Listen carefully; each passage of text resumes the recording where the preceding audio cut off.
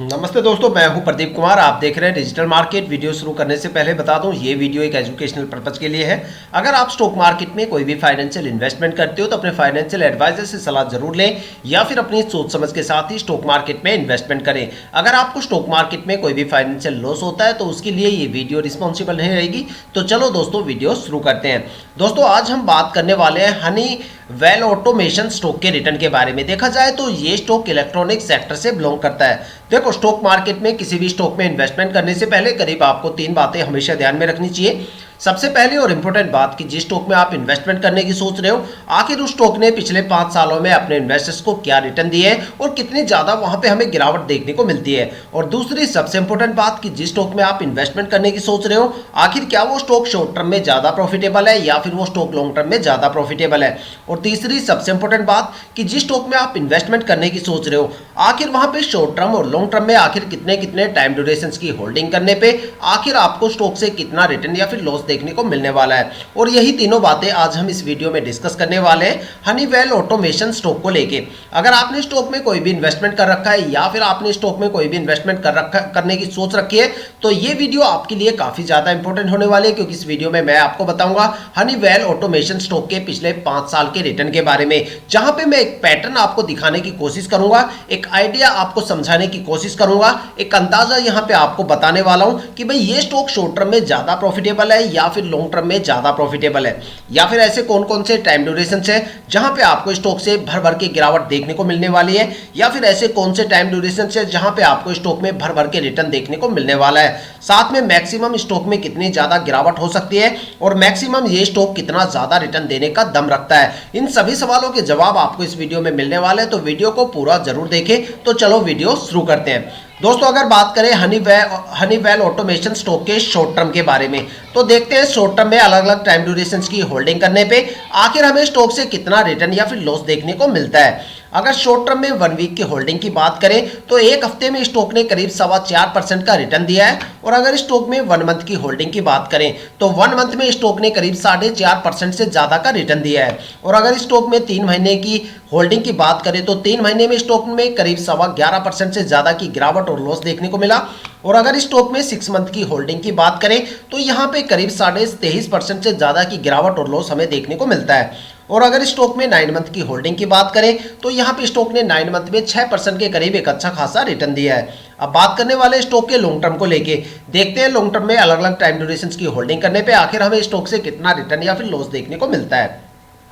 अगर स्टॉक में long term में 1 ईयर की होल्डिंग की बात करें तो 1 साल में स्टॉक ने करीब यहाँ पे 17.5% के करीब एक अच्छा खासा रिटर्न दिया है। और अगर स्टॉक में 2 साल की होल्डिंग की बात करें तो 2 साल में स्टॉक ने नियर बाय यहाँ पे 5% का रिटर्न दिया है। और अगर स्टॉक में 3 साल की होल्डिंग की बात करें तो 3 साल में स्टॉक ने करीब यहाँ पे 1.25% का रिटर्न दिया है। और अगर स्टॉक में 4 साल की होल्डिंग की बात करें तो 4 साल में स्टॉक ने करीब 16.5% का रिटर्न दिया है। और अगर स्टॉक में 5 साल की होल्डिंग की बात करें तो 5 साल में स्टॉक ने करीब 58.5% से ज्यादा का रिटर्न दिया है। अगर एक कंक्लूजन निकाल के देखा जाए तो ये स्टॉक शॉर्ट टर्म में भी काफी ज्यादा प्रॉफिटेबल है। और अगर बात करें लॉन्ग टर्म की तो लॉन्ग टर्म में भी ये स्टॉक काफी ज्यादा प्रॉफिटेबल है। अगर शॉर्ट टर्म के सबसे बेस्ट टाइम ड्यूरेशन की बात करें तो वो यहाँ पे 9 मंथ का टाइम ड्यूरेशन है, जहां पे स्टॉक ने 6% से ज्यादा का रिटर्न दिया। लेकिन अगर पीरियोडिकली एक सिस्टमेटिक तरीके से देखा जाए तो मैं यहाँ पे सबसे बेस्ट टाइम ड्यूरेशन 1 वीक की होल्डिंग मानता हूँ, जहां पे 7 दिन के अंदर स्टॉक ने करीब 7 दिन में ये स्टॉक लगभग यहाँ पे 4.25% का रिटर्न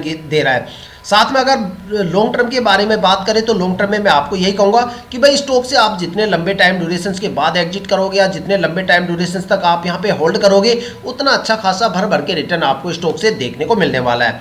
अगर लॉन्ग टर्म के सबसे बेस्ट टाइम ड्यूरेशन की बात करें तो यहाँ पे 5 साल का टाइम ड्यूरेशन है, जहां पे स्टॉक ने करीब 58.5% से ज्यादा का रिटर्न दिया है। अगर देखा जाए तो यहाँ पे 2 नेगेटिव टाइम ड्यूरेशन हमें देखने को मिल रहे हैं, जो यहाँ पे 3 महीने और 6 महीने की होल्डिंग है, जहां पे स्टॉक में 11.25 से लेके 23.5% तक गिरावट देखने को मिली।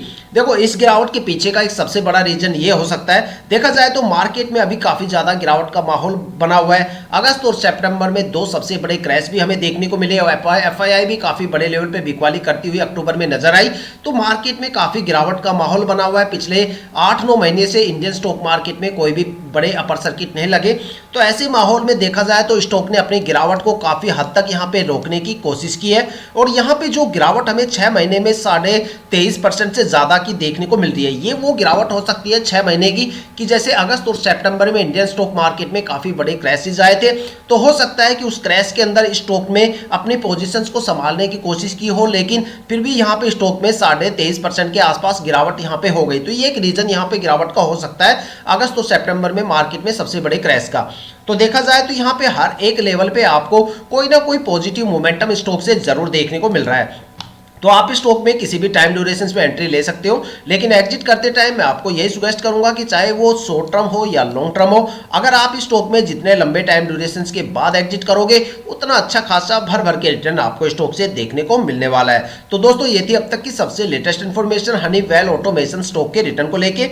अगर आपके माइंड में कोई भी ऐसा स्टॉक है जिसमें आप इन्वेस्टमेंट करने की सोच रहे हो या फिर आपने उस स्टॉक में इन्वेस्टमेंट कर दिया और आपको उसके रिटर्न के बारे में बिल्कुल नहीं पता, तो आप हमें कमेंट करके अपने स्टॉक का नाम बताइए। हम आने वाली वीडियो में आपके स्टॉक को जरूर कवर करेंगे। अगर आप इस वीडियो या चैनल पे बिल्कुल नए हो तो चैनल को सब्सक्राइब जरूर कीजिएगा ताकि हम जितने भी डीपली एनालिसिस करके आप लोगों के लिए वीडियो लेके आते हैं उसकी नोटिफिकेशन आप तक सबसे पहले पहुंचे, ताकि आप स्टॉक मार्केट के हर पहलू से रूबरू रहे, अपने आप को अपडेट और अपग्रेड करते रहे। इसी के साथ ये वीडियो समाप्त करते हैं, मिलते हैं नेक्स्ट वीडियो के साथ।